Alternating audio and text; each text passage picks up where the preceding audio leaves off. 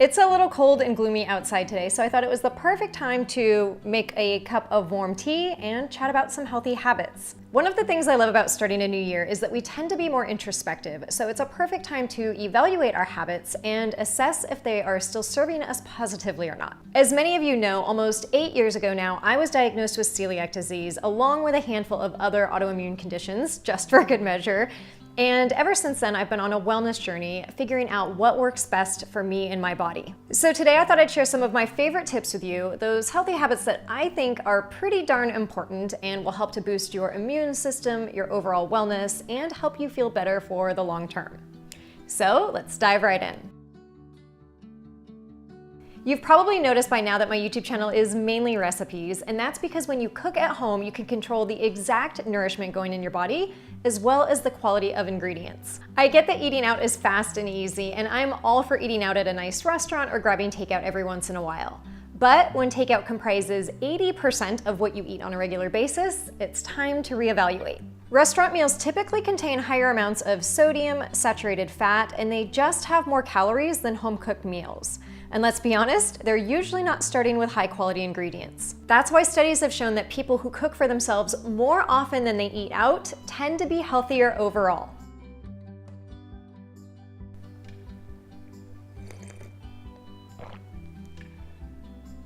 I've traveled quite extensively, and I've noticed this interesting thing, mainly in Western culture, and it's that we have these notions of what breakfast, lunch, and dinner should look like, mainly because of how we've been marketed to. Breakfast is a bowl of cereal or toast with some jam or pancakes with syrup.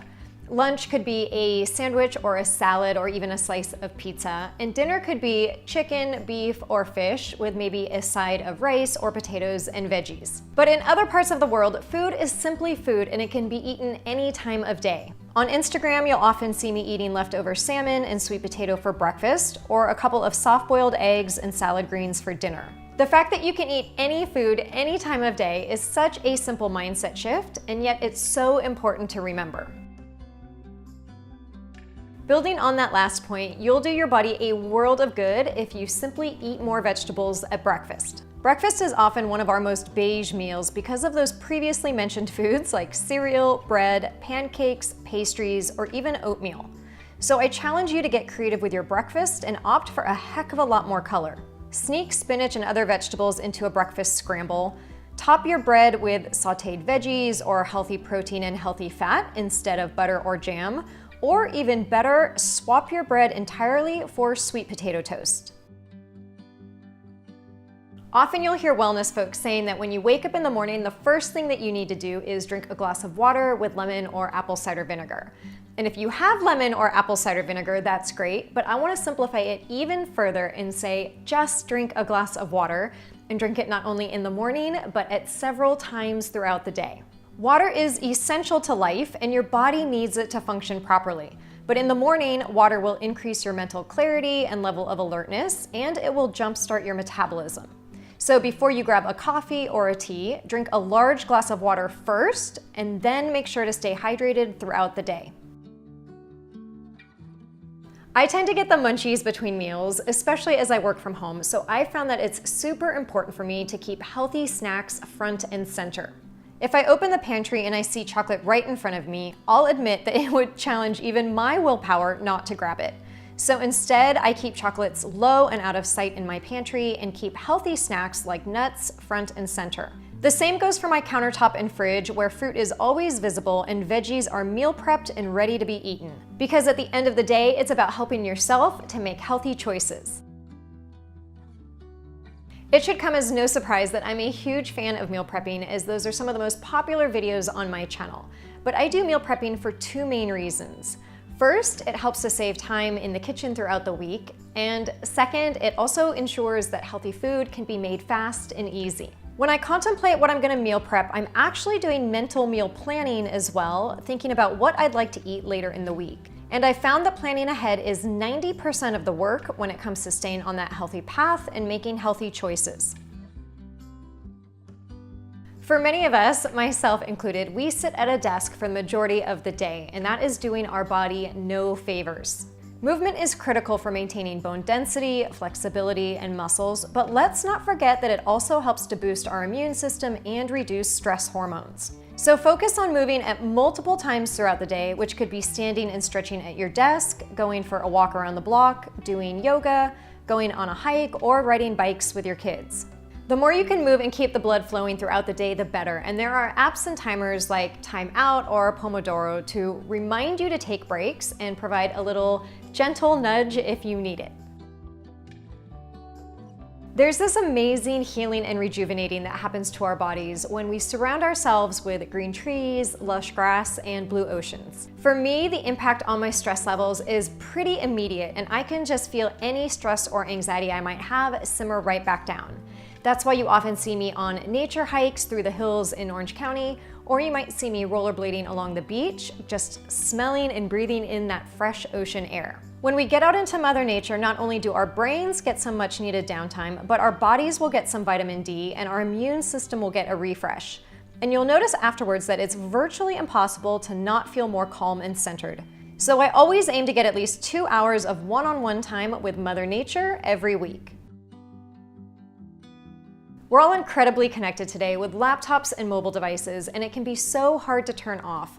But that's exactly why we need to turn it off and make it a priority. Looking down at our phones not only causes horrible posture and spine alignment, which then throws off the delicate balance of other things in the body, but I think we've all read enough studies to know that it's not good for our mental health either. So set boundaries with your screen time, turn off pop-up notifications, and when you're at home, try to completely unplug.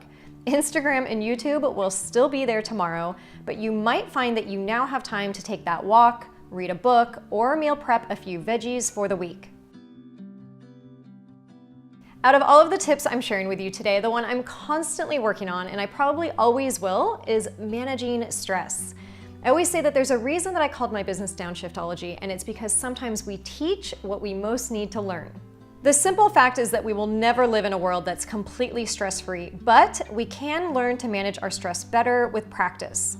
Meditation, yoga, and acupuncture are great ways to reduce stress and calm both the body and the mind. And I'm a huge proponent of all three. But even just 5 minutes of closing our eyes and taking several deep breaths works wonders as well. I always say that sleep and stress are just as important as food in terms of the impact they have on the body. So if you feel your anxiety or your tension level is rising, take that as a signal that you need a quick timeout and maybe sit down and take a few deep breaths.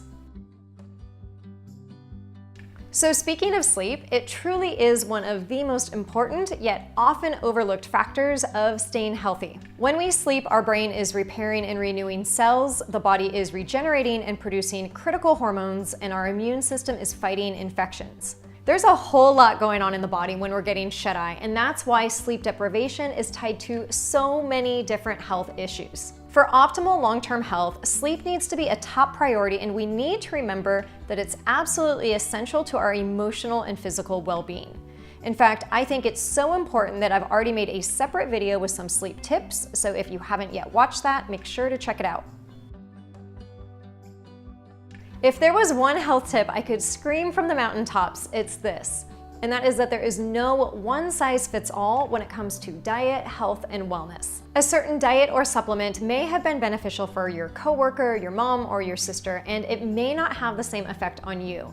And that's because you have vastly different genetics, a different microbiome, different stress levels, different ancestry, and different, well, pretty much everything. The best thing that you can do for your health is to figure out, and I mean really figure out, what makes you feel your absolute best. And then remember that what made you feel good last year may not be the same thing that makes you feel good next year. Our bodies are not static, they are always changing, and so we must be open to change as well. Now, I'm sure I could go on with more habits and tips, but I think those 12 are the ones that have been most impactful in my life and changed my wellness trajectory more than I could have ever imagined. And I think the takeaway here is that none of these are necessarily earth-shattering. In fact, many of them you were probably already aware about, but it's doing them that's key. And when it comes to all of these healthy habits, it's really a cumulative effect of a lot of little things that add up over time. I hope you guys enjoyed the video, and if you have additional healthy habits or tips, you can share those in the comments below or over on my Instagram or in our private Facebook group.